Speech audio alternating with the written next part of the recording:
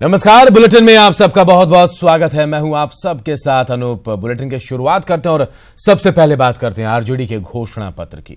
तो आरजेडी ने पहले चरण के चुनाव से पहले अपने चुनावी घोषणा पत्र को जारी कर दिया है। पटना के आरजेडी ऑफिस में प्रतिबद्धता पत्र के नाम से तेजस्वी यादव ने इसे जारी किया। इसमें तमाम लोक लुभावन वादे किए गए हैं। तेजस्वी यादव ने आबादी के अनुपात में आरक्षण देने का वादा दोहराते हुए मंडल कमीशन के बचे सुझावों को सत्ता में आने पर लागू करने की बात कही है। वहीं प्रमोशन में आरक्षण के लिए संविधान संशोधन करने के साथ ही 200 पॉइंट रोस्टर को संवैधानिक संरक्षण देने का भी भरोसा दिलाया। तेजस्वी ने हर स्तर पर बहुजन समाज का आरक्षण सुनिश्चित करने पर जोर दिया।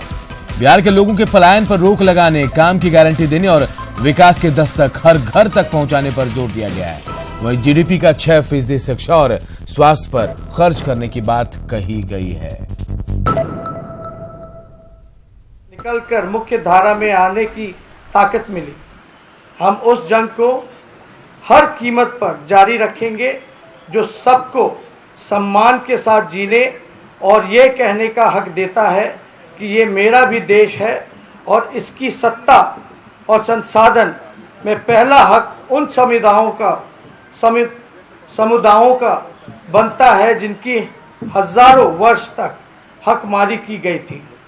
राष्ट्रीय जनता दल उस माहौल की रक्षा हर कीमत पर करेगी जिसमें हर व्यक्ति शान के साथ देश की किसी भी कोने में सिर उठाकर कह सकेगा कि देश उसका है और ये किसी की बपौती नहीं है।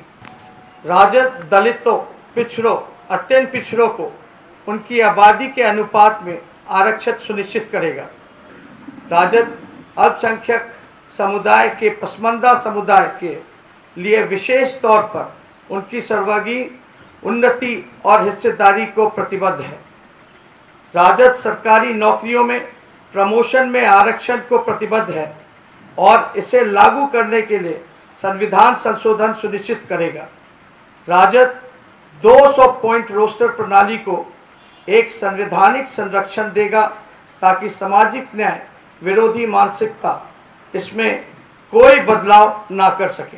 केंद्र की सत्ता में भागीदारी बनी तो हम उस हालात को जरूर बदल कर दिखाएंगे जिसमें रुपए कमाने के लिए बिहार के लोगों को ना घर छोड़ने की मजबूरी होगी, ना ही घर से बाहर मर्जाद छोड़कर रुपया कमाना होगा। इधर लोकसभा चुनाव को देखते हुए आज बीजेपी भी अपना घोषणा पत्र जारी करेगी। प्रधानमंत्री नरेंद्र मोदी और पार्टी अध्यक्ष अमित शाह समेत बीजेपी के कई बड़े नेता घोषणा पत्र जारी करने के मौके पर मौजूद रहे। पार्टी ने इसे संकल्प पत्र का नाम दिया है। पार्टी संकल्प पत्र के जरिए सरकार के 5 सालों की उपलब्धियों की भी चर्चा करेगी। इसके लिए पूरे देश से लोगों की राय ली गई है।